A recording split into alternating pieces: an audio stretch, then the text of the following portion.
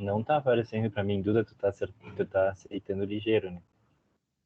Sim, tô aceitando ligeiro.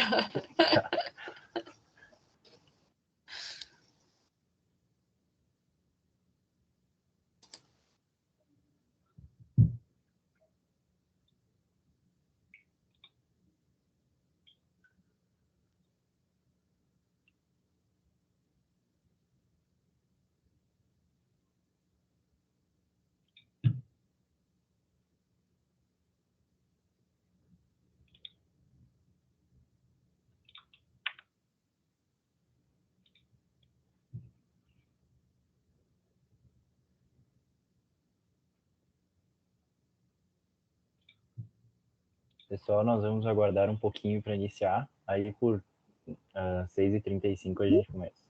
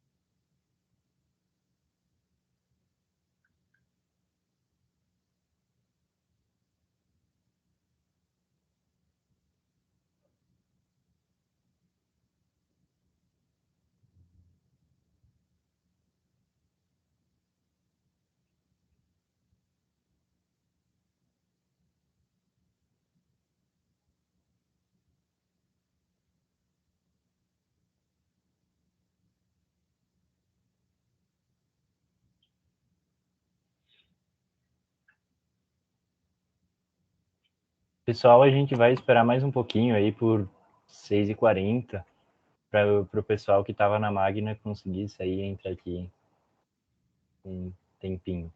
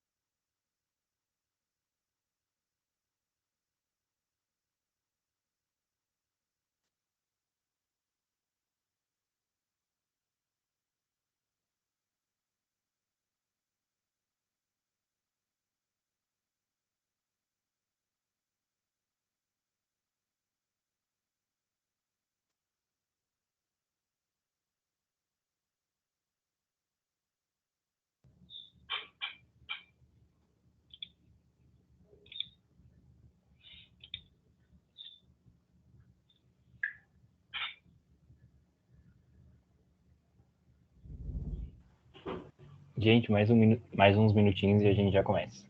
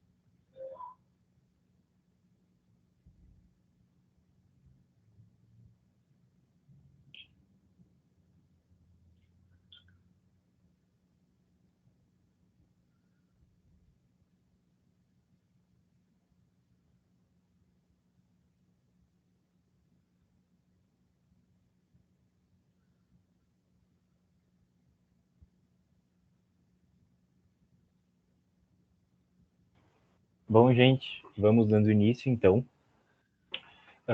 Primeiramente, boa tarde. Queria convidar o pessoal a ligar a câmera e, quem quiser, é claro, e a fazer perguntas também, ligar o microfone. E podem ir fazendo no meio da palestra, botar no chat qualquer coisa, quem tiver mais tímido, mas é bem tranquilo. Eu queria agradecer a presença de todos, especialmente do palestrante, o Fernando Coutinho, que ele é engenheiro civil, formado pela Unicinos, e também tem pós em patologia e perícia das edificações, também pela Unicinos. Atualmente ele é sócio proprietário da empresa Coutinho Engenharia, e é isso. Agora, eu quero avisar o pessoal que como tem bastante dúvida sobre a questão da participação, para ganhar o certificado tem que ter 75% da participação nas palestras. E os minicursos é separado. Então, é isso. Agora eu vou passar a palavra para o Fernando e vamos dar início. Então, boa tarde, todos me ouvem aí? Sim, tá tranquilo. Beleza. Então, meu nome é Fernando, né? Eu vou falar um pouco com você sobre patologia das construções, né? O intuito é que seja mais uma conversa do que uma palestra, né? Eu também peço ali, como o Marcelo falou, qualquer dúvida, vocês podem ficar bem à vontade, tá? Para comentar. Então, eu vou falar um pouco sobre patologia das construções. Meu nome é Fernando Azeredo Coutinho, eu sou natural da cidade de Triunfo, né, aqui mais no interior. Eu tenho 24 anos, eu sou engenheiro civil de formação, né, fiz a faculdade da Unicinos, e aí logo iniciei a pós-graduação em patologia e perícia, né, na qual eu concluí faz pouco tempo, e já comecei uma outra pós-graduação em engenharia de segurança do trabalho. Atualmente, então, eu sou proprietário da Coutinho Engenharia e eu trabalho mais voltado à área de laudos, né, de inspeções, de vistorias, enfim, toda a área que envolve a parte de patologia. Então, aqui, basicamente, uma sucinta divisão, assim, né, do que eu organizei. A gente vai começar, então, com uma breve introdução, assim, do que é a patologia em si, né, aplicada às construções. Depois, eu trouxe bastante cases de imagens, né, para que a gente possa olhar um pouco, né, as manifestações patológicas em si, como elas acontecem, né. Eu trouxe um pouco de alguns ensaios, né, que envolve a parte tecnológica, né, que a gente acaba utilizando bastante. E também uma coisa importante de ser falada é sobre a legislação de Porto Alegre, né, que é exigido que seja elaborado um laudo técnico, né. Então, basicamente, seria essa divisão. Bom, o termo patologia, ele é muito utilizado na medicina, né, a gente seria o estudo das doenças, né, de um modo geral. Né, quando aplicado o termo na medicina, seria as patologias humanas. Né. E aí, na nossa área da engenharia e da arquitetura, né, a gente utiliza esse mesmo termo, né, só que a gente comenta, a gente dá o nome de patologia das construções, que é uma área, né, da engenharia, que ela é responsável por estudar, né, todas essas patologias, todas essas doenças. Né? E aí, para estudar elas, a gente tem que fazer toda uma investigação, né, dessas manifestações patológicas. Né? A gente chama a patologia das construções, esse termo, como o estudo, né, das doenças aplicadas à construção, e elas se manifestam por manifestações patológicas. Né? Então, ali, quando a gente tem uma fissura, a gente tem alguma infiltração, a gente não tem uma patologia, a gente tem uma manifestação patológica, né? Uma coisa bem importante que nessa área exige que tenha que esses termos sejam bem assim precisos, né, quando são utilizados. Então, eu aqui trago que as manifestações patológicas, elas são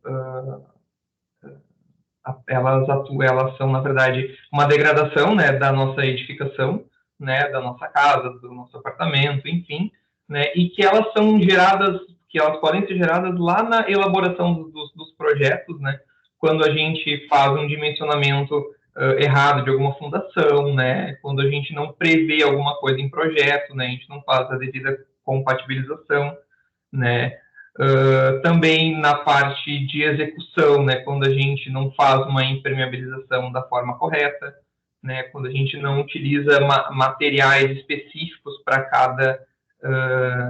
cada determinada etapa, né, da nossa obra, né, e também essas manifestações elas aparecem no decorrer do uso da nossa edificação, quando a gente não faz, né, as devidas manutenções.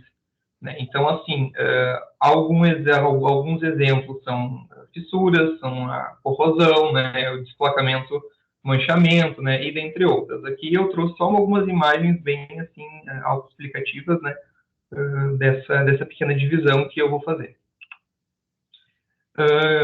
Eu vou começar, então, com o assunto de fissuras, né? Que elas são, basicamente, aberturas nos elementos, né? Quando eu digo elementos, são pilares, né? São os nossos rebocos, né? Que elas são causadas, né? Por tensões, né? As fissuras são causadas por tensões oriundas, né? De alguma atuação de sobrecarga, de alguma movimentação, né, que não foram pensadas na etapa de projeto e execução. Né? Então, assim, no momento que a gente tem uma fissura, a gente tem alguma coisa errada. Né? Então, mas assim, eu trago bem sucinto, né, sobre fissuras, porque a gente poderia ter uma palestra exclusivamente só sobre fissuras, porque tem bastante coisa para falar. Então, elas são ocasionadas pela movimentação, né, provocada pela alguma variação de temperatura, de umidade, né, a atuação de sobrecargas, né, ou concentração dessas tensões, algum recalque diferencial, né, para quem não está bem habituado com o termo recalque, é quando só uma parte da nossa edificação, enfim, ela baixa, né? E aí tem essa movimentação e a gente chama de recalque. Ela, pelo próprio nome, né? Ela recalca, né? Também é ocasionada pelas essas deformações, né, excessivas das nossas estruturas, né? E também retração de produtos, né? De retração do nosso reboco, né? Que a gente acaba enfrentando bastante. Eu trago aqui nessa primeira imagem, é uma edificação, né? Esse ambiente que foi tirado dessa foto é uma garagem, né? A gente vê ali uma fissura bem considerada, né? Se vocês podem perceber pelo tamanho do nosso elemento estrutural. Ali a gente tem, então, é uma viga bastante importante, né, para a nossa estrutura. E houve ali um surgimento, né, de uma manifestação patológica, né? Que, assim, na maioria das vezes, né, com essa configuração, né, ela é ocasionada por alguma sobrecarga. Né? O que acontece muito é algumas edificações, principalmente assim mais comerciais, que elas têm lá na etapa de projeto, o projeto foi pensado para um tipo de uso. No momento que a gente modifica esse tipo de uso, né, a gente pode estar sujeito a isso. Vamos supor que a gente construa um prédio comercial, né, para lojas e mais, né, nesse ramo. E a gente simplesmente modifica para uma biblioteca, né? A gente sabe, né, para quem já fez as disciplinas de cálculo, que esse uso, né, é bastante importante na etapa de elaboração de projetos, né? Então, assim, é possível que uma edificação muda, né, de uso, só que isso deve ser, se não foi previsto lá na parte de elaboração de projetos, é previsto algum tipo de reforço, né, que vá tornar a nossa estrutura, né, que ela possa suportar, né, essa carga a mais. Né? Então, ali eu coloquei que foi causada por uma sobrecarga, né, nesse caso em específico, e a origem, a falha no nosso projeto estrutural. Né? Alguma movimentação que não deveria ter acontecido, ela, né, aconteceu e agora a gente vai ter que recuperar, né, essa nossa fissura.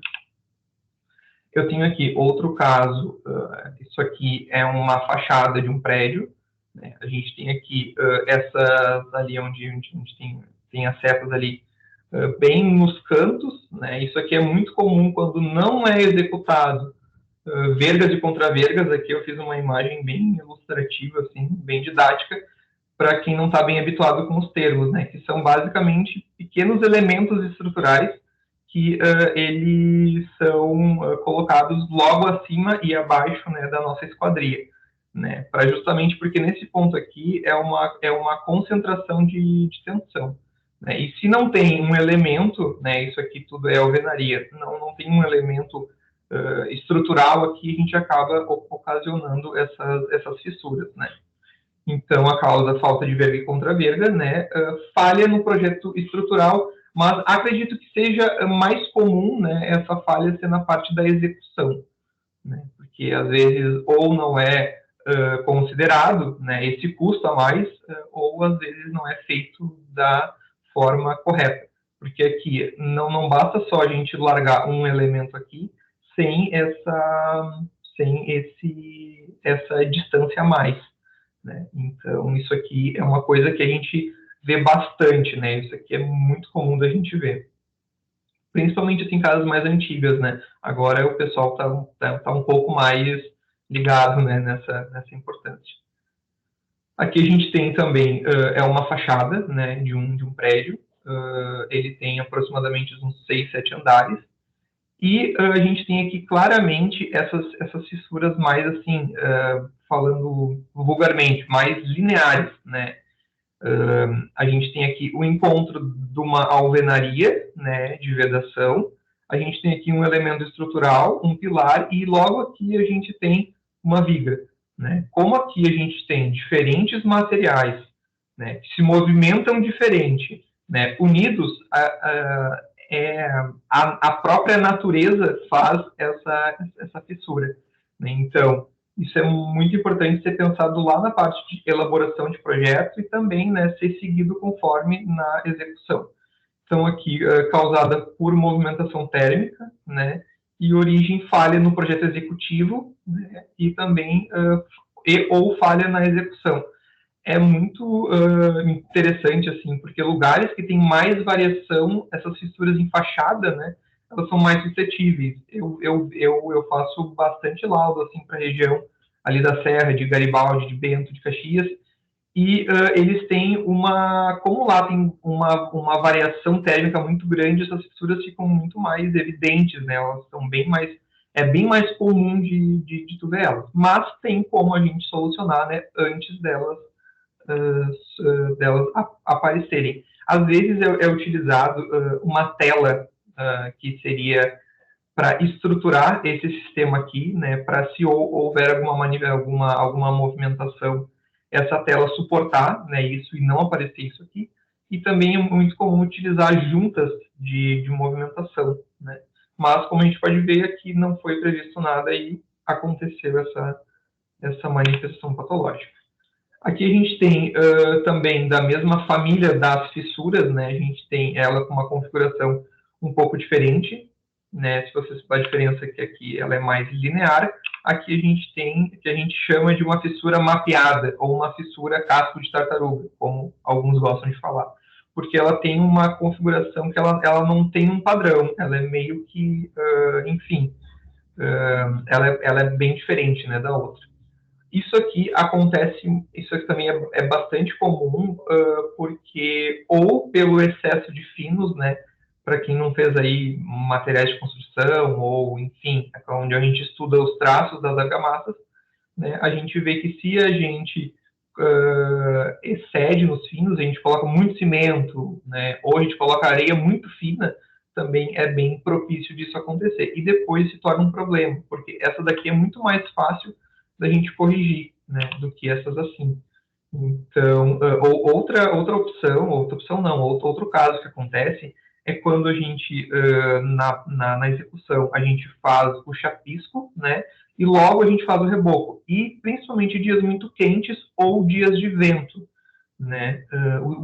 Por quê? Porque quando a gente, lá na nossa mistura da argamassa, a gente coloca ali cimento, a gente coloca água, né, a gente coloca areia, né? Essa água que a gente coloca para fazer a pasta, no momento que a gente coloca numa parede super quente, assim, às vezes está no verão super bem forte, a gente coloca a mão numa parede, às vezes tu nem consegue ficar com muita mão, muito tempo com a mão, porque ela acaba, né, queimando, assim. Então, justamente por isso, que a gente coloca essa massa e aí a gente acaba roubando, né, falando vulgarmente, roubando essa água da argamassa, passando para esse chapisco, né? Então, isso aqui é bem comum, né? E uma coisa que a gente pode fazer, a gente pode molhar, né? O certo é, antes de fazer esse reboco, a gente cure, né? esse chapisco, molhando, né, e tudo mais, para depois ser assentado e não ter esse perigo de acontecer, né, essa manifestação patológica. Aqui a gente tem um outro caso, né, que seria parte de recalque de fundação, né, ou recalque diferencial, que provavelmente não foi, ou foi adotado algum tipo de alguma solução de fundação que não é a mais adequada, né, para esse tipo de solo, ou também pode ter acontecido algum deslizamento ou alguma má compactação, né, do solo. Então, isso aqui é uma coisa bem importante, por isso que quando a gente vai fazer uma obra, que a gente sempre faça um estudo no solo, né, antes disso, para a gente prever, né, porque também é uma outra manifestação bem complicada de se consertar, porque geralmente ela abre fissuras bem grandes, assim. Então, ali, falha no projeto estrutural, ou também pode ter acontecido algum erro na execução. A gente consegue perceber utilizando essas setas, que quando a gente tem uma fissura, a gente traça duas setas de lados inversos, que aí a gente vê para onde que ela está puxando, né? Então, a gente pode ver que ou essa área aqui estaria sendo puxada, né? Quando eu digo puxada, é adensando, recalcando, ou alguma outra opção, só que penso eu que menos provável, que essa parte da edificação esteja puxando a casa para lá, né? Então, a gente, assim, consegue ter uma ideia para onde que ela está se movimentando, ou para cá ou para lá, né? Então, mudando das fissuras para a corrosão, né? A corrosão, ela é uma reação eletroquímica, né, que pode ser entendida como a interação destrutiva de um material e do meio ambiente, né, que ele está exposto. Essa reação, para essa reação acontecer, né, digo assim, na maioria dos casos, né, essa parte de corrosão, tu precisa ter água e oxigênio. Ou seja, quando a gente tem estruturas de concreto, digo concreto armado, né, ou o próprio perfil de aço submerso, né, por não ter oxigênio, a corrosão não acontece, né? Igual quando a gente tem alguma edificação no deserto, que ela é menos suscetível, né? Porque tem menos presença de água. Então, para acontecer a corrosão, a gente precisa do oxigênio e da água. Né? Essa reação, então, ela acontece depois os materiais do tipo vergalhão, perfil e outros diversos materiais que a gente usa na construção civil, eles querem voltar, né, para o seu estado natural, né, da onde foram retirados, que seria o minério de ferro. Né? De novo, eu estou explicando de forma bem sucinta, né, a corrosão, existem N estudos, né, para ser mais bem embasada.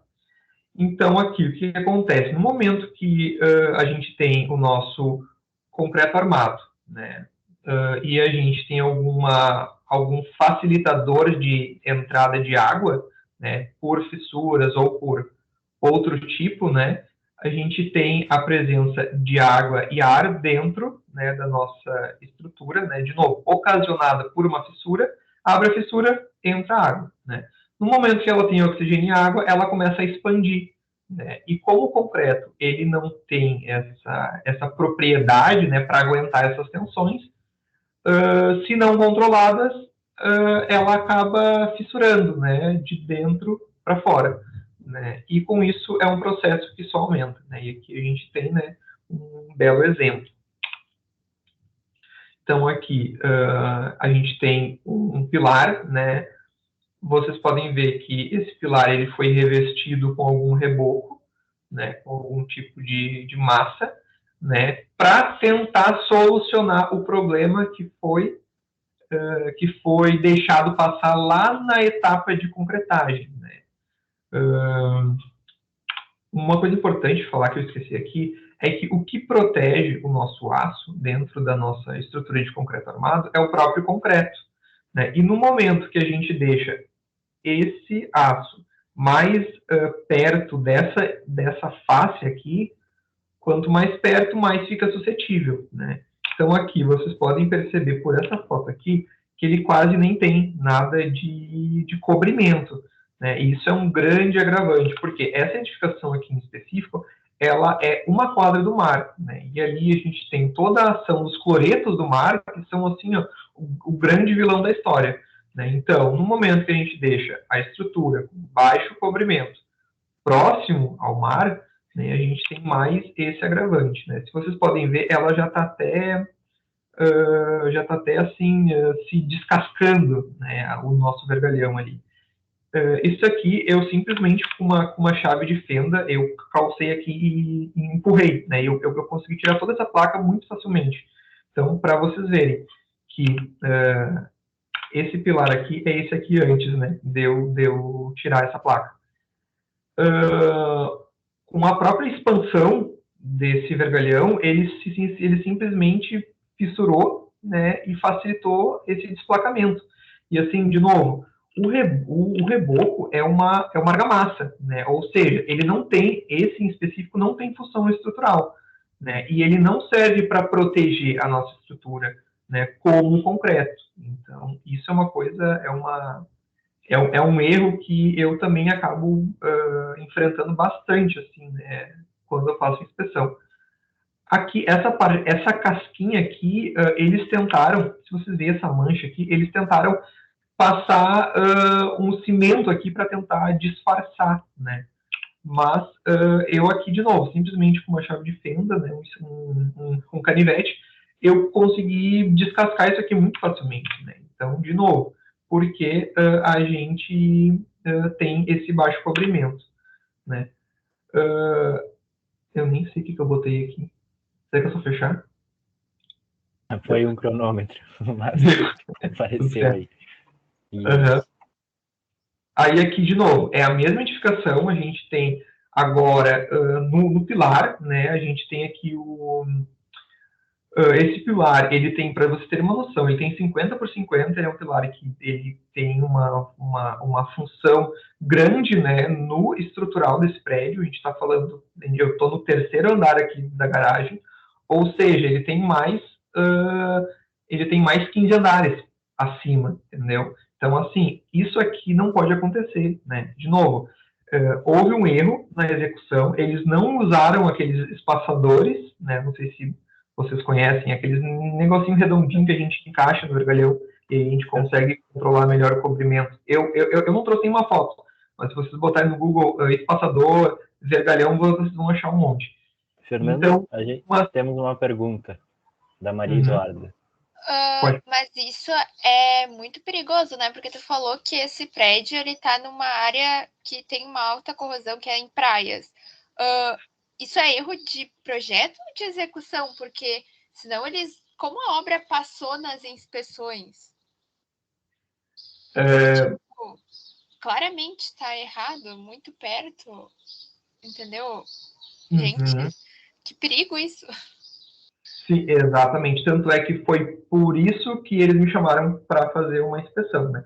Aí eu fiz todo um estudo químico, né? Enfim, que eu também poderia falar uma palestra sobre isso aí, né? Mas foi muito boa essa tua pergunta, porque quando a gente faz uma inspeção, né, a gente tem que analisar todos os projetos, né? No analisar esses projetos, eu detectei que o projeto estava com um cobrimento de 4 centímetros, né? Ou seja, adequado para o ambiente.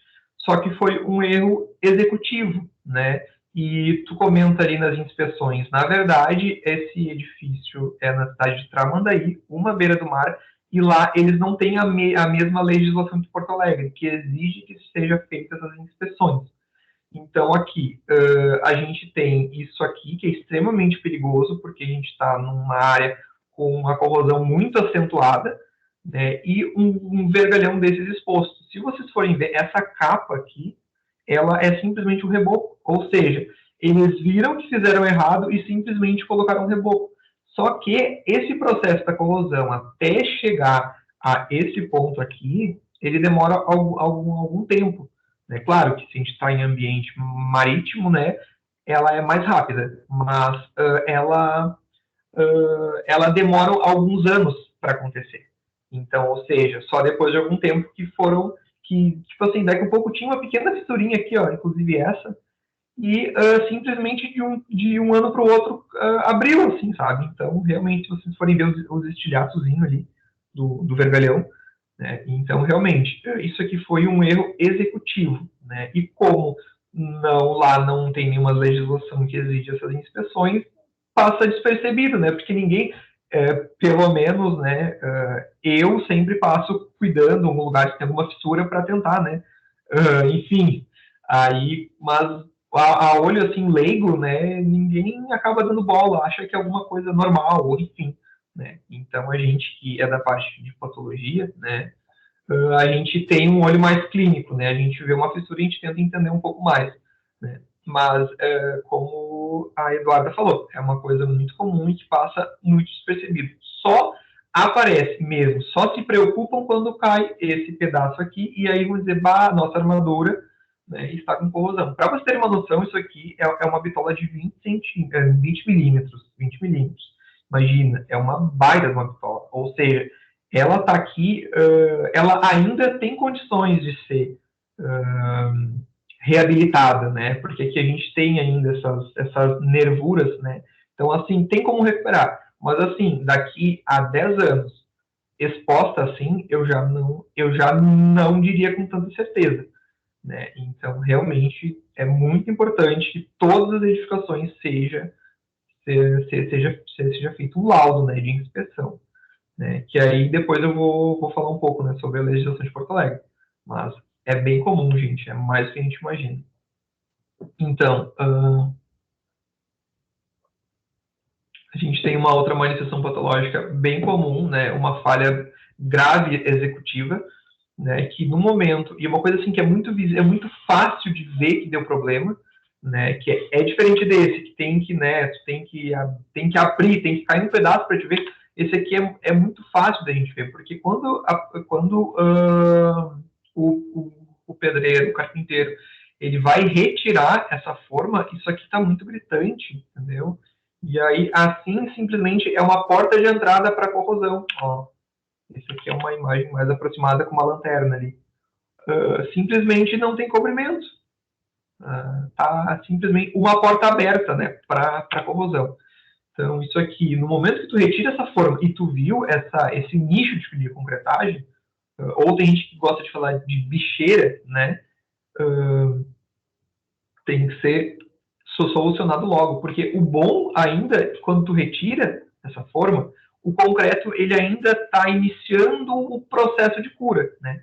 Ou seja, é o melhor momento para que tu reconstitua isso, né? Porque ainda os produtos de hidratação ainda estão sendo formados, né? Mas enfim, simplesmente e ainda pintam aqui, ó, na maior cara dura. Né? Fernando, isso aí é uma falha no adensamento, isso? O que houve aí? Exatamente. Uhum. Exatamente. O pilar de qualquer jeito. Exatamente. Na norma, eu não lembro aonde, em que parte ela está, mas ela exige que seja concretado até, se não me engano, 2 metros. E aí, ou seja, se o meu pilar tem 3 metros, eu preciso concretar em 2 etapas. Na primeira, até 2, eu não lembro se é 2 ou 1,5, não me falha, eu acho que é 2. E aí tu concreta 2 metros, né? E aí depois tu retira, cura e depois concreta o resto.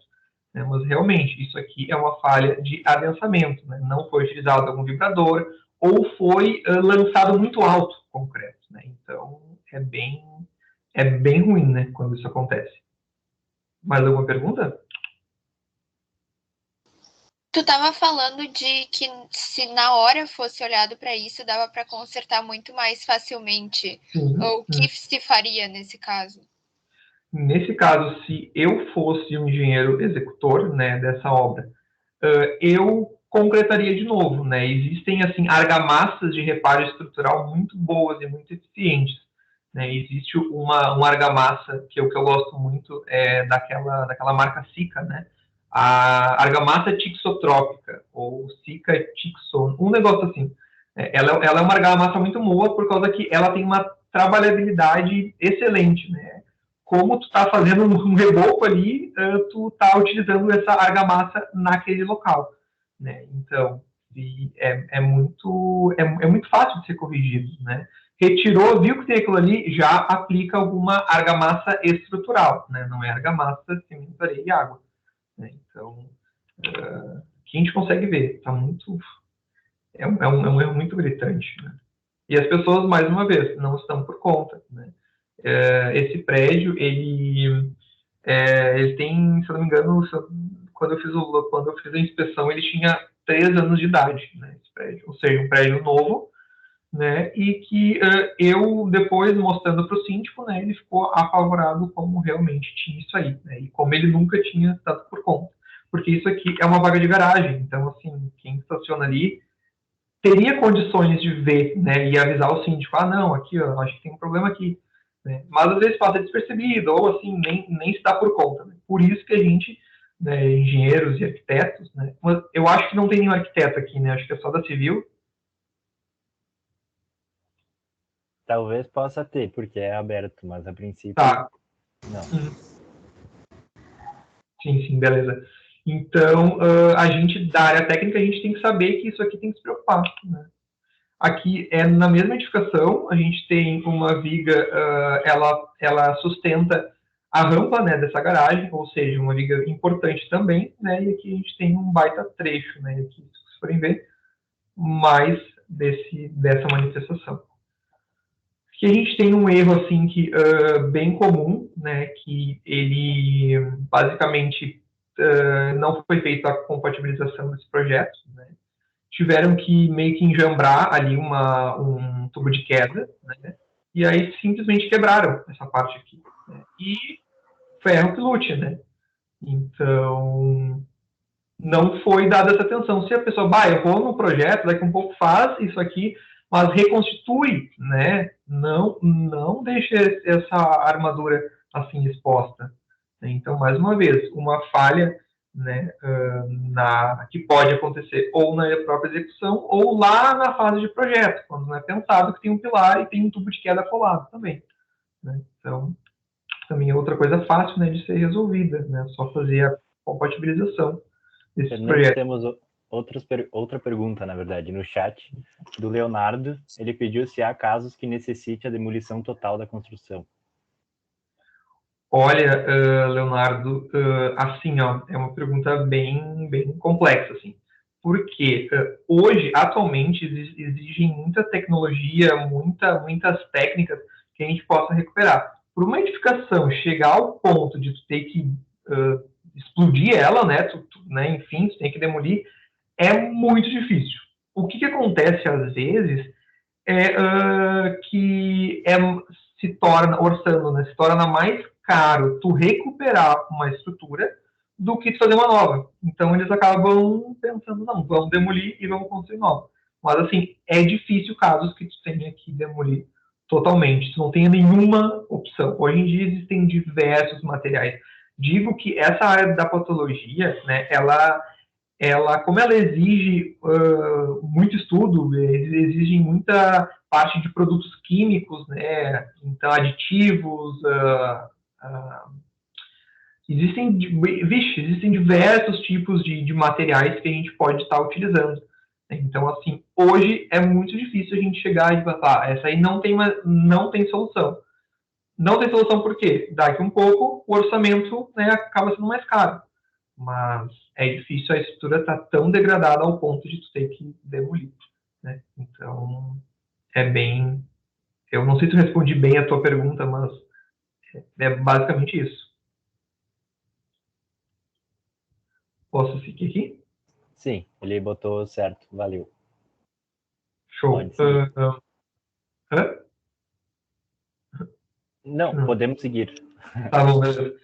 Então aqui a gente tem, de novo, né, a gente tem furos, né, assim, numa laje, né, e para passar tubos que não houve uma previsão em projeto, né, que eles passariam ali, né, porque senão tem como fazer esse furo, né, essa perfuração, mas que seja de preferência na etapa de projeto, né, porque aí tu consegue dar um acabamento melhor, tu consegue fugir de algum pilar, de alguma viga, né? E não dessa forma, que simplesmente vocês podem ver aqui, que o construtor simplesmente enfiou uma bucha de papel, provavelmente cimento, né? E concretou em cima, e deixou assim. Né? Então a gente já vê esse padrão que essa construtora em si ela não é, né, uma das melhores. Então aqui já pulando, né? temos uma pergunta. É uma laje nervurada isso aí? Isso, E o cara abriu um buraco e deixou a ferragem exposta. Deixou a ferragem exposta. Onde é que fica esse prédio para a gente não passar nem perto? Oi? Onde esse prédio fica para não passar nem perto? Eu só posso dizer que é na Serra. Então, pessoal da Serra aí da região de Bento, Garibaldi, Caxias, tome cuidado. Ela já está sendo recuperada, né? Eu fiz um laudo e já recomendei algumas situações, né? Algumas opções que é para eles fazer a correção. Graças a Deus eles estão já fazendo, já está bem melhor. Então a gente pula um pouco para outra manifestação patológica bem comum, que é a parte de desplacamento cerâmico, né? Que ali eu falo que é a falha na adesão, né? Quando eu digo adesão, assim, falando vulgarmente, é a colagem, né? Dos elementos desse sistema, né? O que pode acontecer a nossa argamassa o nosso cimento cola, né? Ele não ser o mais adequado para uma situação, né? Ou também quando a gente tem uma perda de adesão entre a argamassa e a parede. Às vezes, quando a gente assenta azulejo, assim, cerâmica, enfim, numa parede que ela está muito suja, né? Acaba sendo que o cimento cola ele vai grudar mais na parte da sujeira e tende a desplacar, né? Então, assim, basicamente o desplacamento é essa falha dessa colagem do sistema que eu digo. Peça cerâmica, cimento cola e a parede. Né? São os elos que a gente fala. Né? Então, essa etapa tem que ser bem planejada, né? Principalmente quando a gente fala de revestimento de fachada. Né? Isso é uma coisa, inclusive, bem perigosa. A gente tem aqui um caso de um desplacamento, né? Isso aqui é um prédio de, se eu não me engano, 8 anos, né? Que foi utilizado um revestimento cerâmico, né? Não é porcelanato, um revestimento cerâmico, e não foi respeitado o tamanho da junta de assentamento, né? Ou seja, lá a gente, para cerâmica, é em torno de 5 milímetros, né? 4. Já os porcelanatos, né, é de 1, 2, por quê? Porque a cerâmica, ela tende a absorver mais água. Se ela absorve mais água, ela expande, né? E quando ela expande e não tem um distanciamento correto, ela vai ter que sair para algum lugar, né? E, infelizmente, acontece isso aqui, que o piso simplesmente não tem para onde expandir, né? Ele simplesmente desplaca para cima, né? Esse outro caso aqui, que é muito comum, assim, e assim, chega a doer os olhos, é quando a gente vê essas bolinhas aqui. É a pior coisa. Porque a NBR que trata de assentamento, ela exige que a gente passe em toda a peça, né? Dependendo do tamanho da nossa peça, a gente tem que passar. Além de passar no chão, a gente tem que passar na peça. A gente tem que fazer o que a gente chama de dupla colagem. Então, no momento que a gente faz essas bolinhas, a gente perde a credibilidade da unidade, né? Pelo amor de Deus. Porque é uma falha gravíssima e sempre dá problema e sempre mostra muito fácil o problema. É complicado, assim, o que a gente vê. Aqui eu trouxe algumas imagens bem ilustrativas, né? Que isso seria a forma mais correta, né? Então, ao invés das bolinhas, a gente passa com uma desempenadeira dentada, né? A gente passa nesse sentido e depois coloca a nossa peça. Eu, particularmente, não gosto muito de utilizar, né, aqueles martelos de borracha. Eu acho que aquilo lá mais atrapalha do que ajuda, porque a forma mais correta, né, a NBR nos diz que esses cordões, no aplicar a peça, a gente tem que desmanchar eles. Então, aqui, a gente faz basicamente um movimento de vai e vem. A gente coloca, né, e a gente faz um arraste. No que a gente faz um arraste, eles simplesmente se mistura. Aí não fica mais esses cordões. Tem uma foto bem boa aqui, ó. Aqui a gente consegue ver bem, ó. A gente aplica a peça, faz o arraste, né, os movimentos de vai e vem, para a gente conseguir que a parte de trás da nossa peça fique assim, ó, completamente colada, né? Tem agora uma NBR que saiu que faz pouco tempo, que ela trata bem disso, que o certo é tu fazer esse vai e vem e ainda a cada X metros quadrados que tu, na hora da execução, o profissional faça ali o assentamento e tu logo tire essa peça para te ver, né, se ela está conforme a norma pede, né, ou seja, tudo espalhado, ou se ela fica alguns dessas linhas, né, que a gente chama. Aqui é um revestimento de uma fachada, né, a gente vê aqui vários erros. Um deles que eu acabei de comentar é que o cidadão simplesmente colocou a cerâmica e com um martelinho de borracha bateu, né, ou seja, não desmanchou esses cordões. Então, vocês notem que atrás dessas peças a gente tem esses riscos. Esses riscos são vazios. Entra água, entra diversos tipos de coisas que não devem entrar, né? E outra coisa que é bem importante é que é um detalhe muito assim, muito pontual, mas que faz toda a diferença, é que o certo é que essa argamassa, o cimento cola, né, que eu digo, ele não seja passado na vertical, no sentido da gravidade, né? A norma, inclusive, ela recomenda que ela seja passada assim, ó. Além de tu ter que aplicar a peça cerâmica e desmanchar os cordões para ficar assim, ela ainda exige que essa argamassa tu passe nesse sentido aqui horizontal, né? Então, são pequenos detalhes. Isso aqui é uma fachada de um prédio de alto padrão, uma cidade do interior, que tá tudo desplacando. O prédio chega a estar perigoso. Por quê? Porque acontece, no momento que cai, né, isso aqui, eles são aquelas pastilhas que elas são grudadas entre 6, elas não são coladas cada uma, elas são entre 6, né? E aí simplesmente cai a 6, entendeu? Então, imagina se uma pessoa está passando, uma criança, enfim, tu pode estar se incomodando um monte, né? Se tu faz da forma errada, acaba acontecendo isso. E ainda o certo é que seja feita uma inspeção na fachada, né? Que desça com balancinho ou com os próprios alpinistas, né? Eles desçam por cordas, né? Fazendo esse teste para ver se tem alguma região desplacada, né? Depois eu vou mostrar um ensaio que a gente consegue fazer para ver se a peça está desplacada ou não.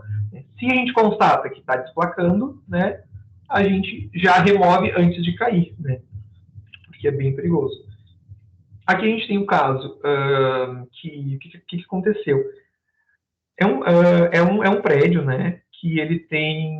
Sim, a construtora inicialmente queria só pintar ele com tinta acrílica normal. Só que ele quis dar um requinte no prédio dele, colocando revestimento cerâmico, né? Nem são as pastilhazinhas, são o próprio aqueles de régua, que está bem alto agora. Só que ele já tinha pintado. O que o construtor fez? Para não remover toda a parte da pintura, lixando, ele simplesmente fez tipo isso aqui, essa imagem ilustrativa, tá? Ele fez vários furinhos na tentativa de que fique grudado na parede e não na tinta. O que aconteceu?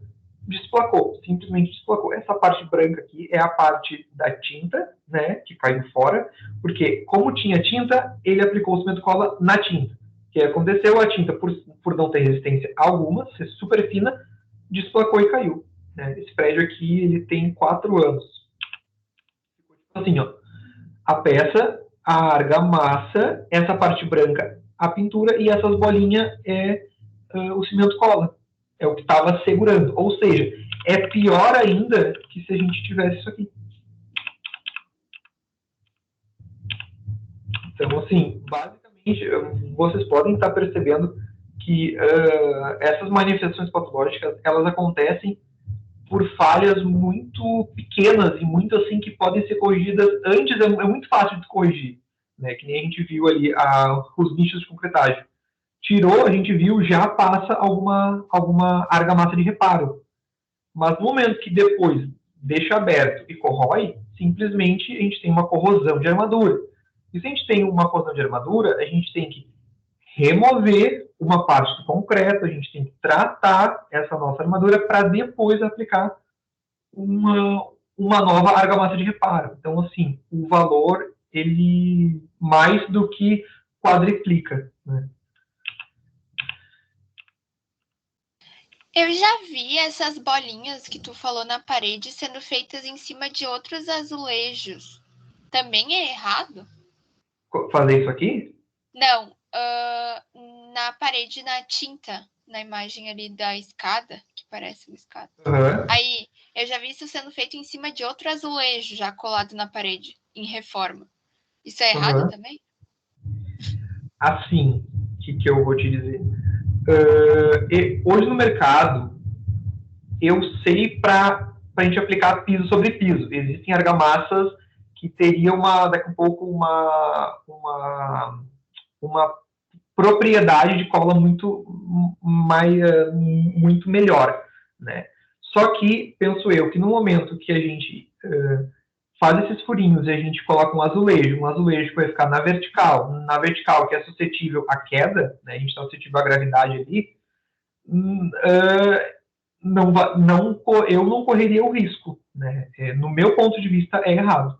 No momento que eu decido fazer uma reforma e mudar o revestimento, eu retiro o revestimento, dou uma limpada, daqui a pouco alguma regularizada, né, no que estava atrás, e aplico um novo revestimento, né, um novo azulejo. Mas imagina, o azulejo ainda, por ser uma superfície mais lisa ainda, né, quanto mais liso, menos, né, o cimento cola vai fixar na superfície, né? Então, assim, o fazer como se fosse, em vez do piso, sobre o azulejo sobre azulejo, eu acho que é ainda mais perigoso. Assim, eu acho que financeiramente também não é muito maior também o valor de tu retirar e reaplicar, né? Então, assim, eu não correria o risco, porque tá bem suscetível, né, a ter problema futuro rápido, né, principalmente se for banheiro, né, está suscetível à umidade, né, e tudo mais. Não sei se eu respondi a tua pergunta. Certo, obrigada. Sim. Então aqui a gente parte para um outro tipo de manifestação patológica, né, que seria a infiltração, que nada mais é do que a passagem da água, né, por locais que não foram preparados para a gente receber essa água, né, que na maioria se resulta em bolor, né? Quando a gente tem infiltração, a gente fica mais suscetível a bolor, desplacamento de tinta, né? E ainda pior quando a gente tem uma infiltração que está próximo ao pilar, né? Então, assim, é mais perigoso ainda. Porque, de novo, para corrosão, a gente precisa de umidade e de oxigênio, né? Então, quando a gente tem uma infiltração num elemento estrutural, acende o alerta vermelho. Então, aqui a gente tem um caso, é uma edificação que não foi executado, né, uma impermeabilização da fundação, né. A gente chama de umidade ascendente, né. Umidade ascendente nada mais é do que uma umidade do solo, que por capilaridade, né, ele acaba subindo, né, que geralmente atinge alturas em torno de 1,5 metro, assim, no máximo. Assim, nunca vi umidade ascendente maior. Mas, enfim, pode acontecer, né, dependendo do lugar. E é incrível que essa manifestação patológica, ela só é solucionada 100%, assim, show, quando ela é feita na etapa de execução, né? Porque na execução a gente tem ali a viga, baldrame, né? Ou um outro sistema outro sistema de fundação, né? Que a gente não faz essa impermeabilização. Ou a gente coloca o próprio tijolo na terra, né? Ou, enfim, a gente não fazendo isso, a gente é um problema muito comum que, assim, pelo menos 80% de quem mora em casa acontece isso aí, né? E, de novo, para a gente conseguir solucionar isso depois é bem mais complicado e, às vezes, nunca soluciona 100%, né? Existem várias metodologias que estão se utilizando hoje em dia, injeção, né, de algumas barreiras químicas, né, mas assim, nada que garanta 100% de eficiência. Quando a gente faz uma recuperação disso aí, né, de uma umidade ascendente, é bem assim, é bem comum isso retornar daqui a alguns anos, né? Uma hora ou outra retorna. E, de novo, é uma coisa fácil de ser realizada na etapa, né, de impermeabilização, né?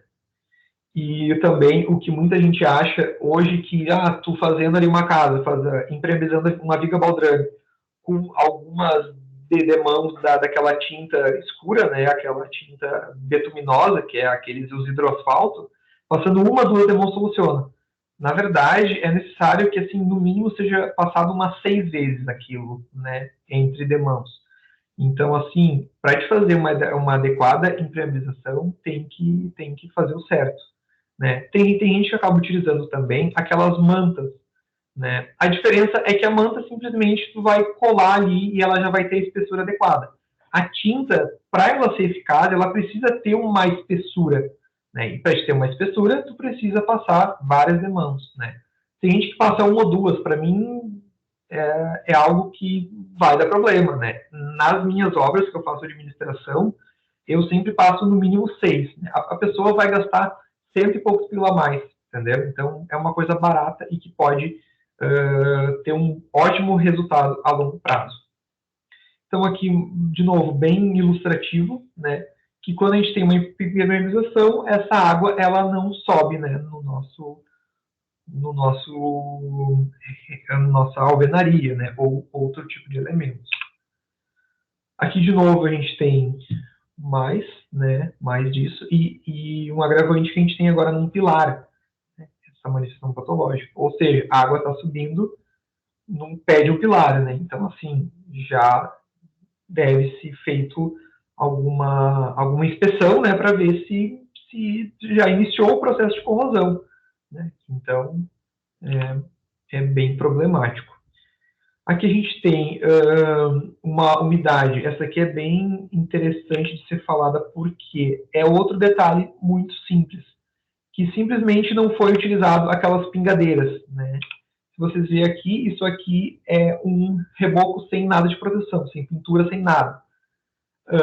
A água entra aqui, né? E como o concreto ele é poroso, né? Ele absorve água, acaba passando para dentro. E no momento que passa para dentro, olha, todas essas manchas, sem contar que por isso aqui absorver água também tem uma variação, né, de temperatura muito maior, ocasionando essas fissuras, né? Então aqui mais um problema ou na parte de projeto executivo ou na parte de execução, né?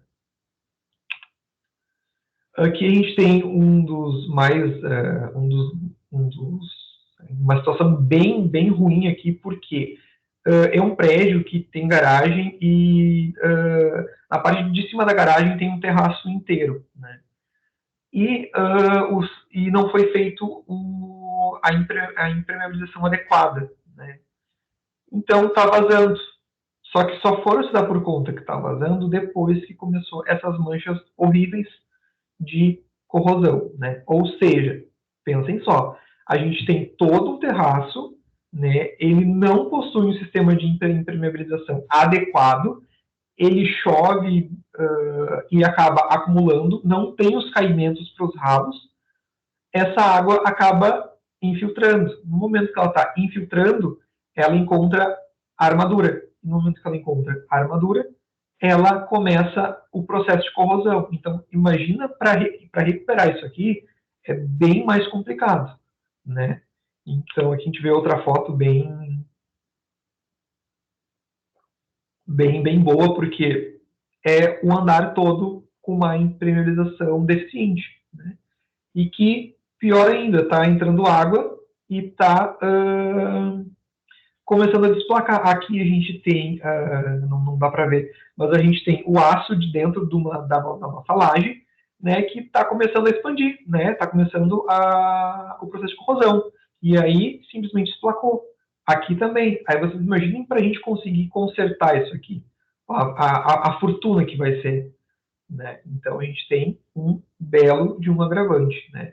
E, de novo, a NBR de impermeabilização, a 977, se eu não errei o número, ela exige que para uma superfície que ela vai ser impermeabilizada, que ela vai estar suscetível à umidade, à chuva, enfim, seja feito uma impermeabilização e seja feito antes de fazer o acabamento final, seja feito um teste de estanqueidade, né? Que basicamente a gente testa o sistema, né? Então, se tu não faz isso, como é que você vai ter que garantir de 100% que a tua impermeabilização tá ok, né? No momento que começa a dar problema, aí complica bastante, né? A gente tem, então, aqui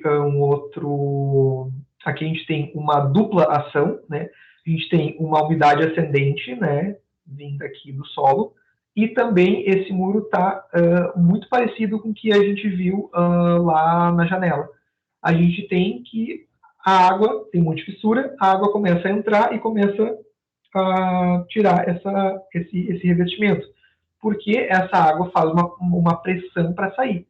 E no momento que ela faz essa pressão para sair, acaba desplacando essa pintura.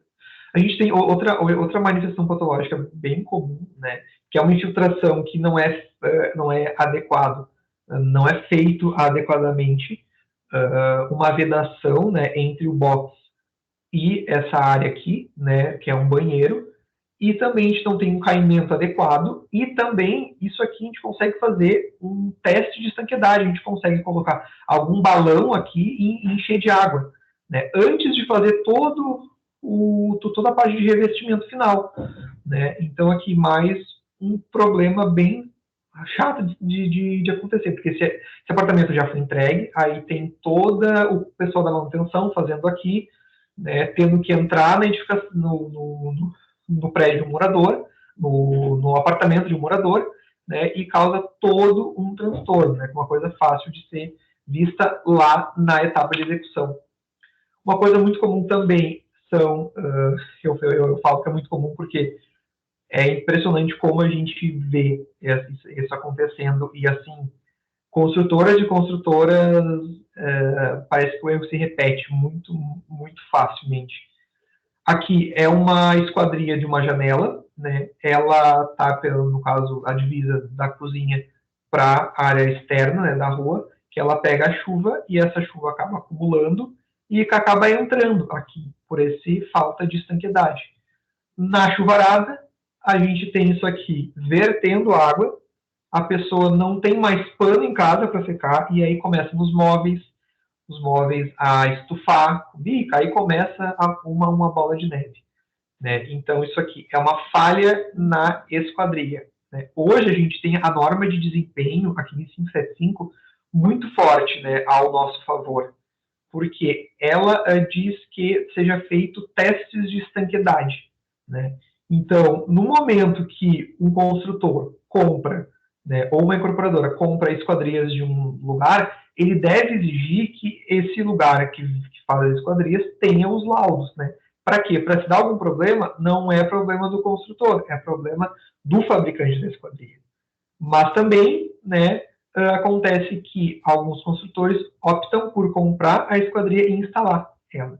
E que também pode acontecer algum problema nessa instalação, né?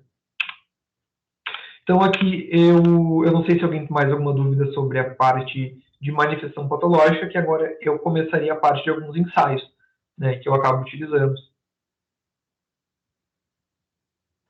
Pessoal, alguém tem alguma dúvida? Acho que seguimos. Beleza. Então aqui a gente tem alguns ensaios, né? Alguns desses aqui eu acabo utilizando basicamente quando eu faço as minhas inspeções, e alguns outros é necessário contratar uma empresa especializada, né? Aí, então aqui eu tenho um equipamento muito útil, que é um detector de partículas, né? Vulgarmente chamado como pacômetro, né? Esse aqui em específico é o que eu tenho, né? É o dessa marca, por sinal, tem um ótimo custo-benefício, né? A função dele é detectar partículas de materiais dentro de uma parede, dentro de um piso, dentro de elementos estruturais, e aí vai. Aqui eu vou mostrar um vídeo de eu utilizando ele, porque aqui a minha intenção era verificar aonde está o vergalhão, né? Porque para que eu não tenha que fazer uma baita abertura, um baita rasgo nesse pilar, eu utilizo esse equipamento para saber aonde que está a armadura, para eu fazer uma pequena janela de inspeção, né? Porque isso aqui é muito interessante. A gente nunca sai abrindo tudo, né?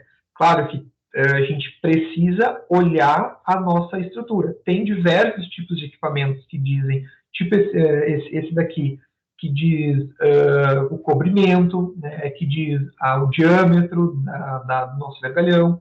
Então, é necessário que a gente, para fazer uma investigação da armadura, que eu abra uma pequena janelinha para ver qual é o real cobrimento, né, e qual é também o tamanho desse, no caso, a bitola desse vergalhão. Então, com esse equipamento, ele me facilita eu achar. Porém, essa bolinha aqui, o que ela indica? Que aqui, uma armadura longitudinal, a gente tem aqui, né? Então, esse equipamento, ele até diz, né, qual é o cobrimento, né? Mas, assim, como é um equipamento que ele tem uma certa variação, né, ali uma imprecisão, por mais que seja muito pequena, eu prefiro abrir esse meu elemento para eu ver o real cobrimento. Mas, às vezes, quando eu quero só ter uma ideia, ele já serve bastante. No caso, eu precisava ter uma noção de qual é o espaçamento entre os meus estribos, né, a minha armadura transversal. Eu utilizei ele para eu ter uma... Ele está dizendo que aqui está passando nesse sentido esse meu estribo.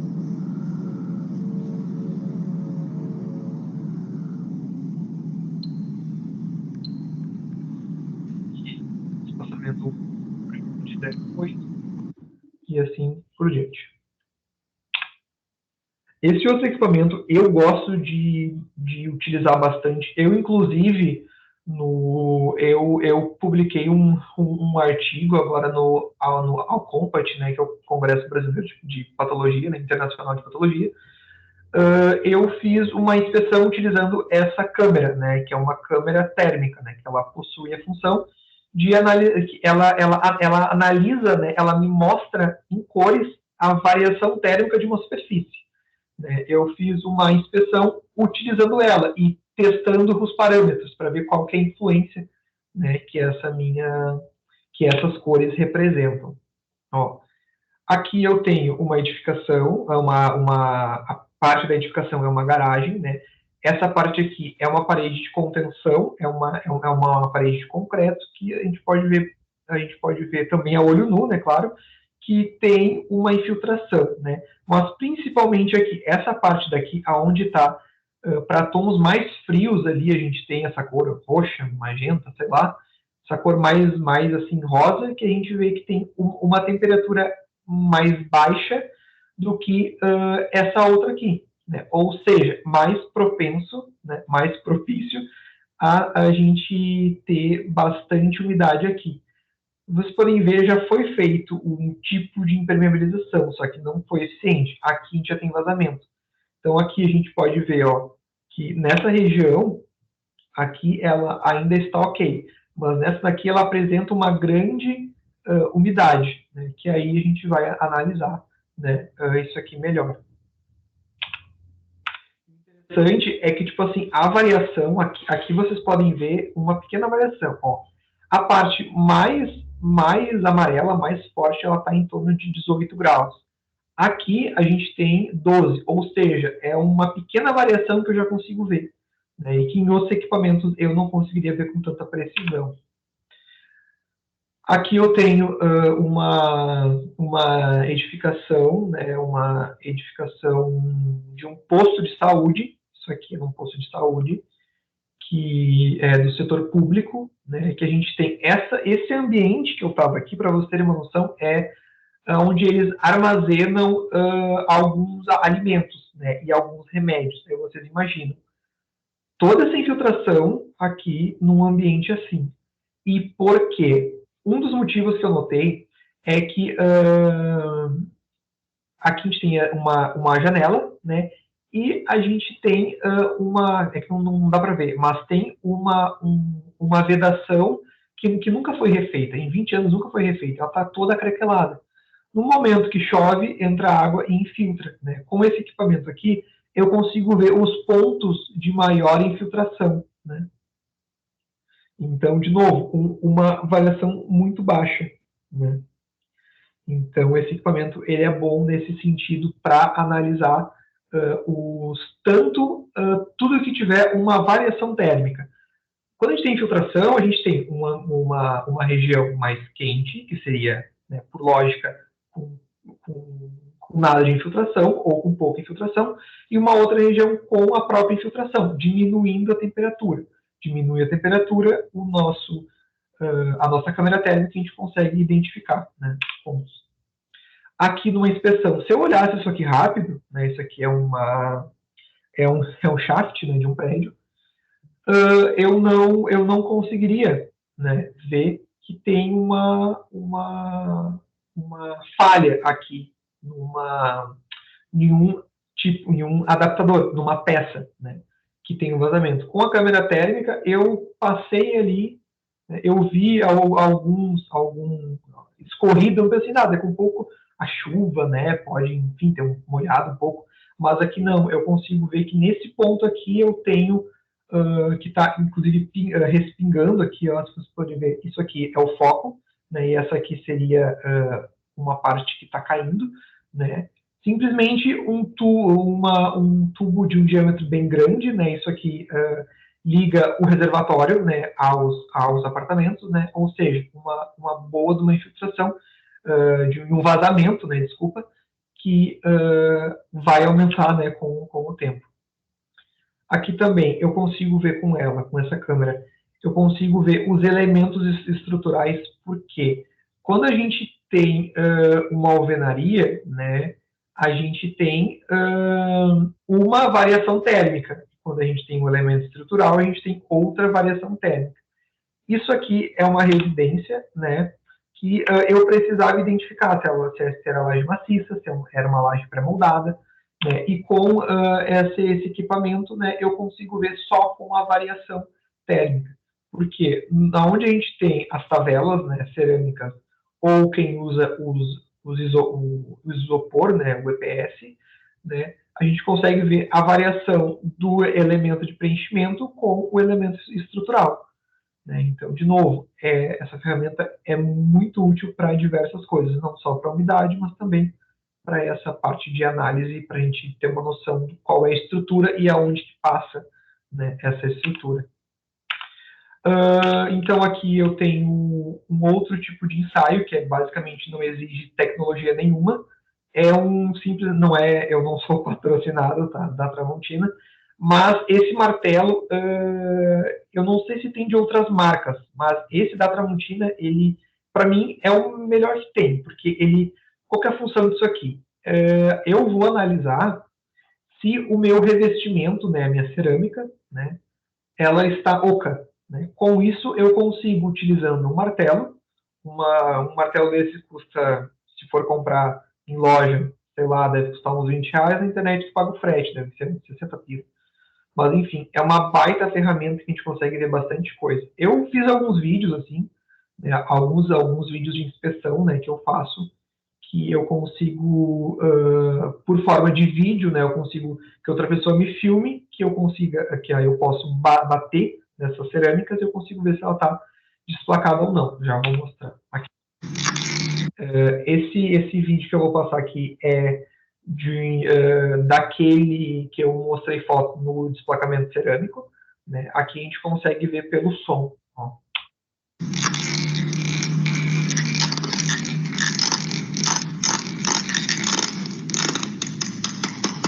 Se vocês verem, é bem gritante, né, esse som.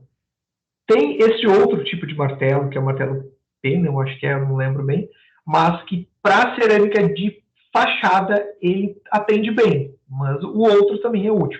Mas é interessante que tu consegue, é muito gritante o som que faz quando tu acha alguma coisa, quando tu acha alguma cerâmica oca, né?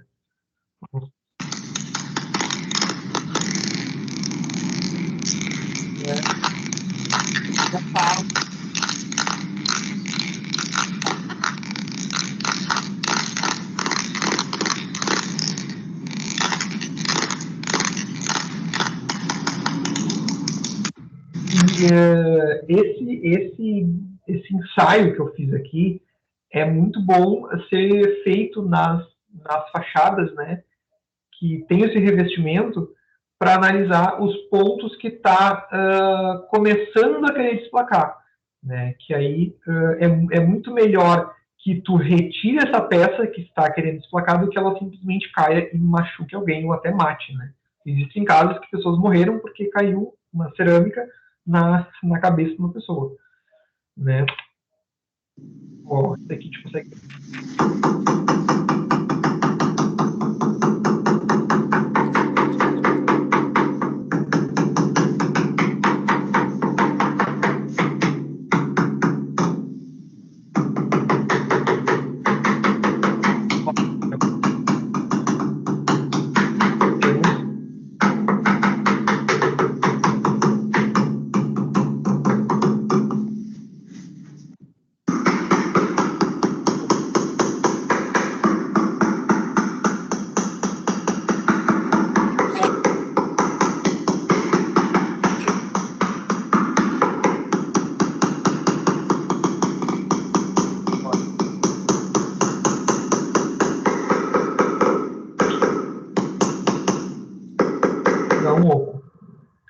Então, assim, é uma ferramenta muito barata e muito boa, né, de ser adquirida, né, ou ser utilizada.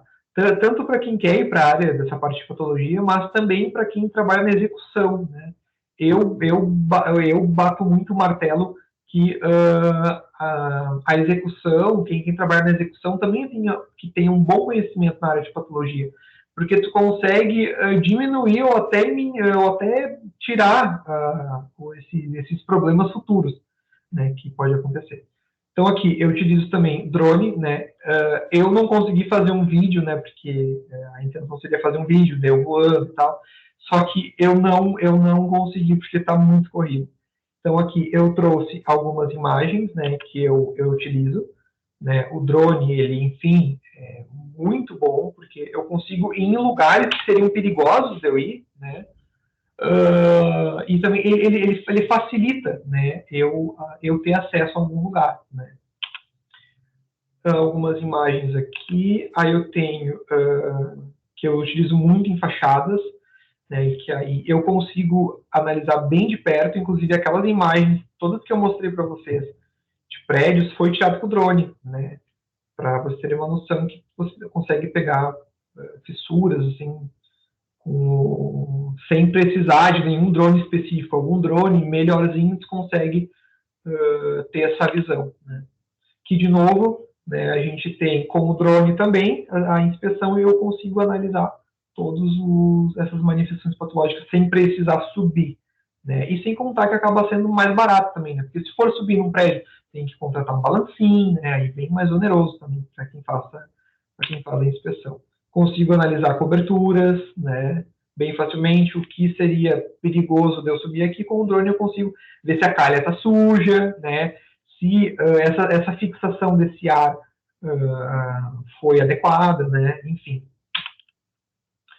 Um outro equipamento que eu gosto muito, ele é muito barato de ser comprado, tu compra no AliExpress da vida, né, esse equipamento, ele é muito útil, que ele é como se fosse um testador, né, de tomadas, que no eu colocar na tomada eu consigo ver como é que está a instalação, né, eu consigo ver se está tudo certo, né, qual é a voltagem, qual é, enfim, a amperagem, eu consigo ver se tem alguma fuga, né, e assim eu vejo, aqui a gente tem a ausência de um terra, né, e aqui a gente tem uma inversão de um neutro para um terra, então assim, eu consigo ver só plugando ele na parede. Ele é muito útil mesmo, assim, né, porque tu não precisa pegar um amperímetro, né, ou um multímetro para te conseguir fazer essa análise, tu simplesmente isso aí tu pluga na tomada e tu tem ali o resultado, né. De novo, isso aqui eu comprei no AliExpress e é muito útil. Outro ensaio, né, que a gente parte para ensaios mais técnicos, né, é um ensaio bem conhecido, que é o de esclerometria, que é basicamente um elemento, né, que ele tem uma ponta que eu vou pressionar ele contra a parede. E aí, no momento que eu aplico força, ele vai, né, ele como se fosse tipo um martelo, ele rebate dentro aqui para analisar a dureza superficial, né? A gente consegue determinar valores aproximados, né, dessa resistência superficial de uma superfície de concreto, né? Existem vários estudos aqui que tentam similar esse ensaio com a resistência do concreto, só que assim, para te conseguir verificar a resistência do concreto depois de feito com o ensaio de esclerometria, é uma coisa complicada, assim, sabe? Porque tem vários poréns, assim, né? Mas também ele é normatizado, né? Para quem tem interesse, né? Consegue pesquisar no próprio Google, né? Tu consegue ver certinho qual é a metodologia que tem em NBR, né? Desse ensaio. Eu particularmente não gosto ele de utilizar muito ele, né? Mas enfim, é a minha opinião. A gente tem outro ensaio que assim, ó, é top mesmo, é esse ensaio aqui, de ultrassonografia.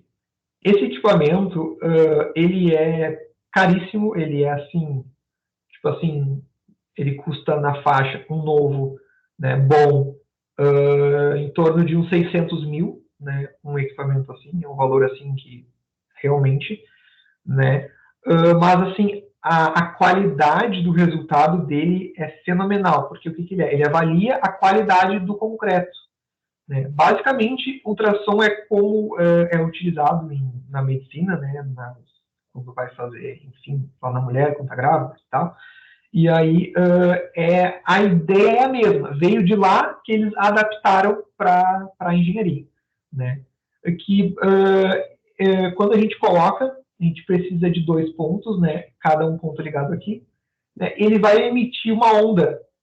Se essa onda ela mede a velocidade dessa onda, no momento que essa onda vai mais rápido, né? Quer dizer que o meu concreto está homogêneo, ou seja, com poucos vazios, que seria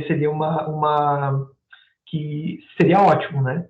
Mas quando esse valor aqui de velocidade ele é maior, né? Ou seja, o meu concreto está com vazios, né? Então assim, ele é uma análise muito precisa, né? Claro que tem que ser calibrado, né? E tudo mais. Mas é um ensaio que assim ele é caro, né? Então, geralmente é alugado, né, esse equipamento, ou alugado uma empresa que vá fazer para ti, né, esse ensaio, porque adquirir é bem oneroso, né? Mas, enfim, o resultado dele é assim, ó, muito bom. Fernando, tu já chegou a usar um desses? Eu utilizei numa... eu não profissionalmente, porque aqui no Rio Grande do Sul acho que ninguém aluga, né? Mas na pós, em algumas aulas práticas, a gente pôde fazer algumas análises de alguns pilares, de alguns elementos estruturais. Né? E assim, é muito bom, porque a gente tinha corpos de prova que estariam com um traço ruim, né? E teria corpos de prova que estariam com o traço bom, né? Com, claro, uma resistência maior. Né? E tu consegue, é muito nítido a diferença, né, de valores que dá, né, só nessa variação. Mas o equipamento, eu tive a oportunidade só nas aulas práticas. Porque, como eu falei, aqui no Rio Grande do Sul, eu acho que se tu contratar, enfim, acho que nem tem esse ensaio aqui no Rio Grande do Sul para comercialmente, né? Se alguém souber, me avise, porque vai ser bem útil, né? Mas, enfim, eu sou fã desse teste aqui. Outro ensaio, né, que a gente faz é um ensaio, assim, os que a gente vem vendo, a gente chama de ensaios não destrutivos, ou semidestrutivos, né, que não exige tu quebrar o elemento para te analisar algum ponto. Né. Esse aqui de extração de corpo de prova, ele é basicamente um testemunho, né, a gente vai retirar um pedaço desse concreto, né, do nosso elemento estrutural, e a gente vai ensaiar ele, quando a gente precisa alguma verificação, enfim. Particularmente, eu utilizo esse ensaio em último caso, né, porque eu tento preservar muito a edificação. Né, não gosto de sair tirando a amostra de todos os pilares, só quando tem algum caso muito específico. né? Mas, assim, claro que ele tem o ônus de ser um ensaio destrutivo, mas tem o bônus de tu ver como está realmente, né, o real dentro do teu elemento estrutural. Então, aqui, eu falei de novo, existem diversos outros ensaios. Eu trouxe os que eu ouço mais falar e também os que eu utilizo mais, né? Mas existem diversos tipos. Existem ensaios de arrancamento, quando a gente utiliza alguma fachada, a gente vai utilizar cerâmica numa fachada. É prudente que a gente faça. A norma, na verdade, nem prudente, a norma exige que a gente faça a análise para ver se o emboço, né, está pronto para receber cerâmica, né? Então, é um ensaio de arrancamento, que é outro ensaio bem utilizado, né? Enfim, existem diversos tipos, né? Então, aqui, já está se encaminhando para o fim, né? A gente tem a parte da legislação de Porto Alegre, né? Que tem uma lei, né? Que ela exige que seja elaborado laudos técnicos de inspeção predial, chamados LTIP, a cada 5 anos, né? Todas as edificações multifamiliares, exceto, como eu coloquei aqui, as multifamiliares de até 2 pavimentos quando acima do passeio. Ela não menciona edificações mais enterradas. Ela tem que ser no nível. E sem muros de contenção, né? E ela precisa ser elaborada por um engenheiro ou arquiteto, né? Ambos têm atribuições para fazer esse laudo, né? Só fica dispensado, então, multifamiliares, com esses pontos aqui, e unifamiliares, né? Então, esse laudo que é entregue para a prefeitura, né, ele, na verdade, diz que eles são 3 laudos. Mas, na verdade, a gente pode entender como 2 laudos. Um que tu faz ali é dividido como inicial, inconclusivo e conclusivo, que geralmente prédios mais novos tendem a ter um resultado assim de laudo. Basicamente, vou dar um exemplo prático. O Marcelo é síndico de um prédio em Porto Alegre e está chegando 5 anos, né? E ele precisa entregar esse laudo, porque senão a prefeitura multa, e ela multa conforme a metragem quadrada. Então, se eu tenho lá um prédio, né, enfim, de qualquer tamanho, eu vou ser multado, né? E vou estar sendo irresponsável, porque esse laudo também ele apresenta a segurança, né, da nossa estrutura, né? Então, o Marcelo, então, é síndico de um prédio, me contrata, eu como engenheiro civil, me contrata para eu fazer esse laudo, né? Então, eu marco uma vistoria, eu faço um laudo, né, analiso toda a estrutura, depois eu vou dizer ali certinho quais são os elementos, né, que precisam ser analisados, mas eu analiso todos os elementos da edificação e, se não tem nenhuma corrosão, nenhuma fissura, nenhuma infiltração, eu vou lá e entrego na prefeitura um laudo dizendo, um laudo do tipo inicial e conclusivo, dizendo que não tem nenhuma recomendação. O prédio está em excelente condição e estabilidade, né? Só que, para ser sincero com vocês, eu nunca entreguei um laudo inicial e conclusivo. Laudo de prédio de 5 anos. Ou seja, super novo. De alto padrão, de baixo padrão, nenhum. Eu nunca fiz esse laudo. Eu nem sei como é fazer esse conclusivo, né? Mas a prefeitura disponibiliza o laudo, né? Ela disponibiliza um modelo de laudo que é o que ela quer saber, está naquele laudo, naquele modelo, e tu entrega. E, claro, eu prefiro fazer 2 laudos. Um para a prefeitura, que tem modelo. Se vocês pesquisarem na prefeitura de Porto Alegre, bota lá, LTIP, laudo inicial conclusivo, modelo. Vocês vão ter lá o modelo. É bem sucinto. E faço um outro laudo, né, dizendo que, né, tá tudo certo e tal, com o meu formato, com a minha capa, né, mais elaborado. Porque eles querem, a prefeitura de Porto Alegre quer um resumo, né, na verdade. Quando tem algum probleminha, né, uma fissura, uma infiltração, enfim, a gente faz um laudo inicial com recomendações. Ou seja, o prédio do Marcelo, né, eu vi lá que tem algumas fissuras. Lá eu falo, Marcelo, você vai ter que consertar aquilo ali. né, e faço uma recomendação, né, dizendo para o Marcelo que ele tem que consertar de tal forma, né.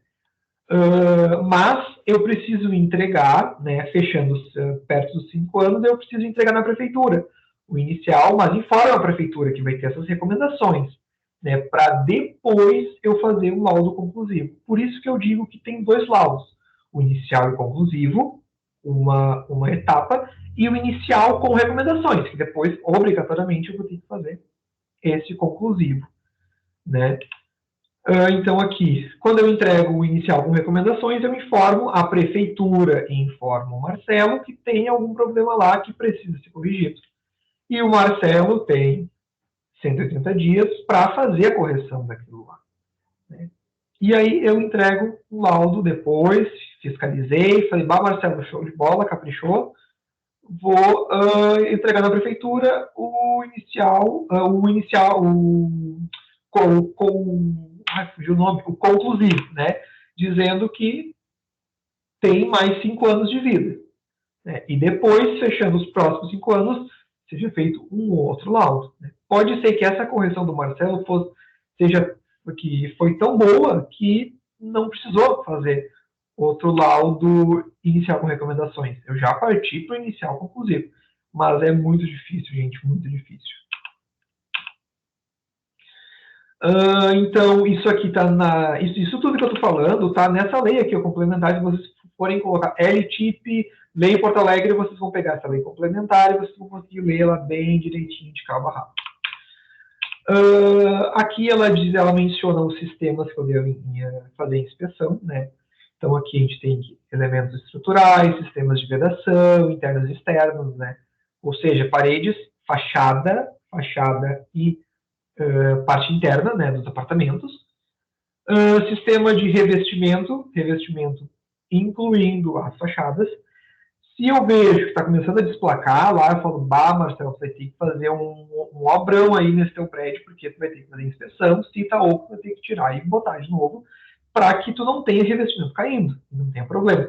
Porque esse laudo é muito importante, porque se acontece alguma coisa e tu diz que está tudo certo, cai no teu, né? Eu vejo assim, muitos profissionais, né, infelizmente, que vendem um laudo de LTIP assim, a preço de banana, não tem essa noção do risco, né, do risco e da responsabilidade que essa pessoa tem. Então, né, eu sugiro a vocês, se vocês querem abraçar esse lado de patologia, é um baita laudo, é uma baita área, né, só que exige um conhecimento e que tu estude bastante, tu está sempre aprendendo, né? Então, assim, para te fazer o LTIP, o ideal é que tu seja, a legislação não exige, mas que tu seja um profissional que tenha um bom conhecimento, né, na área de patologia, né? Então, aqui, voltando, tem que analisar quadrias, permeabilização, instalações hidráulicas, né? Aqui tem um bom de um parêntese. Sistemas de instalações elétricas. Engenheiros civis e arquitetos têm uma atribuição, né, que pode fazer instalação, pode verificar, pode projetar instalações elétricas de baixa tensão, o que não inclui geradores, ou outra fiação, né, de média tensão, né. E também exige que tu analise, além das instalações elétricas, geradores e elevadores. Quando eu faço LTIP em Porto Alegre, né, eu tenho 2 profissionais que fazem comigo. Eu faço a parte da civil, que é a parte maior, né, e eles fazem para mim uma inspeção dos geradores, da instalação elétrica, né, mesmo eu podendo fazer, mas é uma opção minha, né, tenho alguns parceiros, né, eles analisam a parte elétrica, um engenheiro eletricista, e elevadores eu tenho, desse mesmo lugar, um engenheiro mecânico que faz para mim essa parte de análise de elevadores, porque elevadores é atribuição do engenheiro mecânico, tá? E também sistema de cobertura, né? Então, assim, vocês podem ver que é bastante coisa para ver. Então, assim, no momento que uma pessoa vende um laudo de LTIP em Porto Alegre, né, por preço de banana, pode saber que alguma coisa aqui ele não está analisando, porque é complexo, porque você tem que analisar toda uma edificação, né? Todo um sistema, todo um conjunto, né, de coisas, porque eu tenho elementos estruturais, eu tenho vedação, eu tenho instalações, eu tenho cobertura, eu tenho elevador, eu tenho, vocês entendem que é uma salada de fruta, né? É muita coisa, assim. Então, sim, exige, né, que a pessoa tenha um conhecimento, né, nessa área em específico. Quanto tempo demora para fazer uma inspeção de todo um prédio, digamos assim? Tem um tempo estimado? Pior que não. Pior, facilitaria se tivesse, né? Mas não, porque a gente tem edificações. Eu já fiz LTIP de prédios de 18 andares, já fiz de, tipo assim, condomínios de prédios de, sei lá, 5 andares, só que é uns 18, né? Mas também fiz de edificação de 3 andares. Então, assim, varia conforme o tamanho, né, do prédio, né? Então, isso aí também tem que contemplar no teu orçamento, né? Você tem que mais ou menos estimar a hora que tu vai gastar. A hora que tu vai gastar num edifício de 3 andares é diferente do que tu vai num condomínio de prédios de 18 prédios, né, no mesmo condomínio. Então, varia mesmo. A legislação de Porto Alegre, né, ela exige outros documentos, né, além da LTIP. Ele pede um laudo de estabilidade estrutural, que é um outro laudo, não entra na LTIP, que são as marquises, né, que de vez em quando a gente vê uma marquise caindo, né, infelizmente, mas é um laudo à parte, né. Laudo de proteção contra incêndio também é um laudo à parte, e a licença de cercas elétricas e elevadores, que o município de Porto Alegre exige, né. Porto Alegre, em específico, ela exige bastante tipos de laudo, o que, infelizmente, não acontece na maioria dos nossos municípios. Por isso que a gente vê muita coisa caindo, muita coisa errada, né? Se eu não me engano, o município de Torres exige laudo de marquise, só marquise.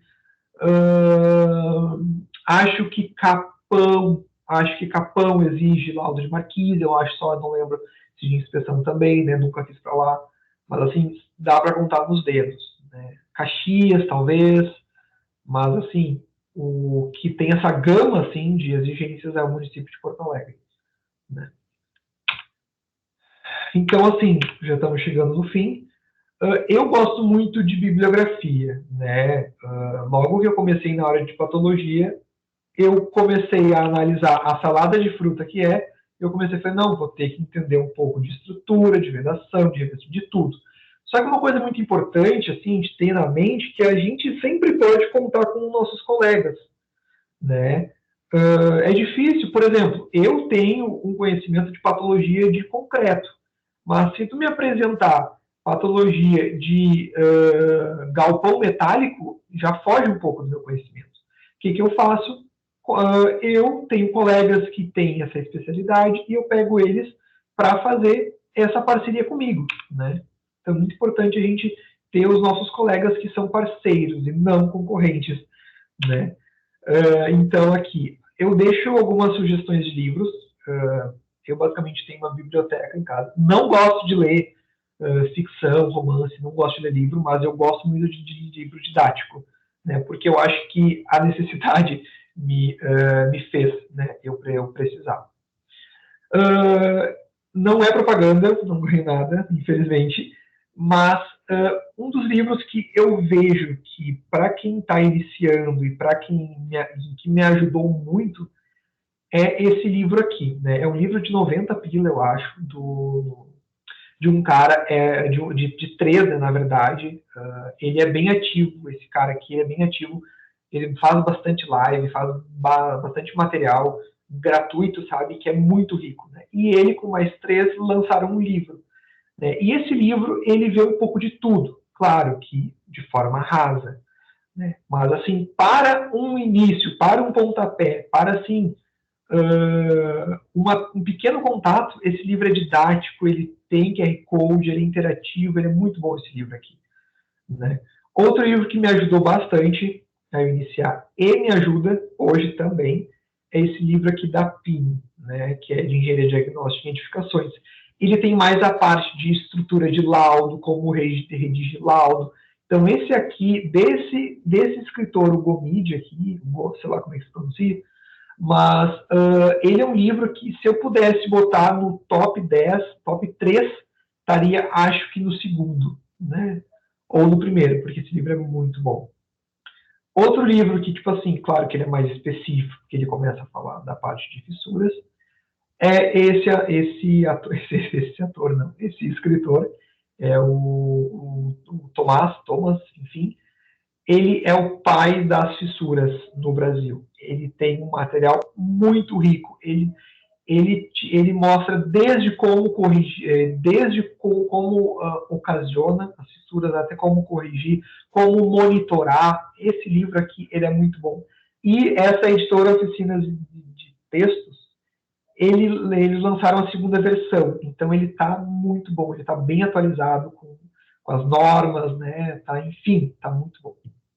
Esse outro livro aqui, de alguns dos meus professores, né, do Bolina e do Bernardo Tiqueira, ele é um outro livro que ele é mais direcionado à parte de patologia de estruturas. Mas o que eu gosto dele é que ele tem a parte de patologia de concreto, patologia de madeira, né, estruturas de madeira, elementos estruturais metálicos. Né, então, ele é outro livro muito bom. Então, assim, eu tenho esses 3 e não abro mão, né, deles. São livros que me ajudam bastante. Né, porque, de novo, a área de patologia exige um conhecimento multidisciplinar, que às vezes, esqueci um conceito da área de patologia das estruturas. Eu pego esse livro e dou uma lida, né, embaso, né, o meu laudo, porque os laudos, quanto mais bibliografia, mais normas eles são têm mais credibilidade. Há algumas referências, né, que eu utilizei, né, para fazer esses slides. Basicamente, vocês podem ter percebido que foi muito prático, que foi basicamente imagem que a gente está discutindo, né, que eu acho que é muito melhor, né, da gente ter alguma conversa assim do que eu explicar o que é corrosão, que é, né, deixar para os professores, né, mestres e doutores, que façam essa explicação de o que é corrosão, não sei o que é essa parte mais técnica, né, que é uma parte muito importante. Então, eu deixo aqui meu contato de WhatsApp, meu Instagram profissional, que eu posto cases, que eu posto no meu dia a dia, e-mail, fiquem à vontade de pegar meu número e me perguntar alguma coisa. Eu também não sei tudo, estou longe de saber tudo, longe mesmo, mas se não souber, sei quem saiba, né? Então, sou bem aberto a essas discussões e gosto bastante de discutir sobre esse assunto. Então, da minha parte era isso, né? Eu achei que eu não ia falar nem 1 hora, mas já estou falando 2, porque eu gosto bastante de falar. Então, apesar do nervosismo, então, é isso aí. Agradeço a oportunidade da Maria Eduarda, do Marcelo, de quem está por trás dessa organização, que foi muito boa, muito satisfatória no meu ponto de vista, muito organizada. Então, deixo aqui meu agradecimento para vocês. E meus parabéns pela organização do evento. Nós que agradecemos a tua presença. Mas antes de irmos para os agradecimentos e os finalmente, vamos ver se o pessoal está com alguma pergunta, tem ainda um tempinho. E agora é o momento.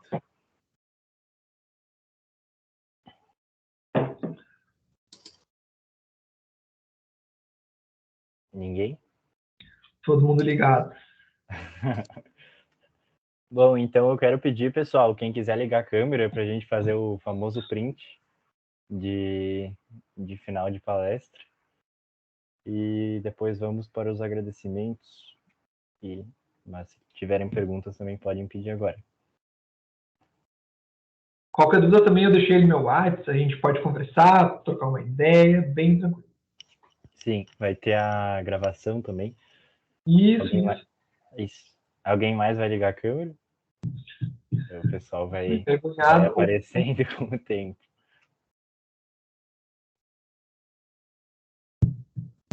Avisa para eu me arrumar. Uhum. Acho que o pessoal tá tímido agora. Tá tímido. Uhum.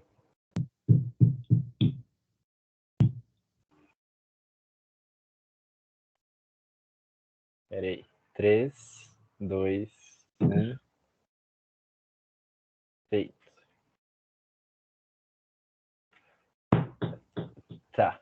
Bom, então, queria te agradecer, Fernando, por disponibilizar esse tempo para nós. Foi muito bom, muito melhor do que eu esperava, para falar a verdade. As expectativas já eram altas, mas bateram.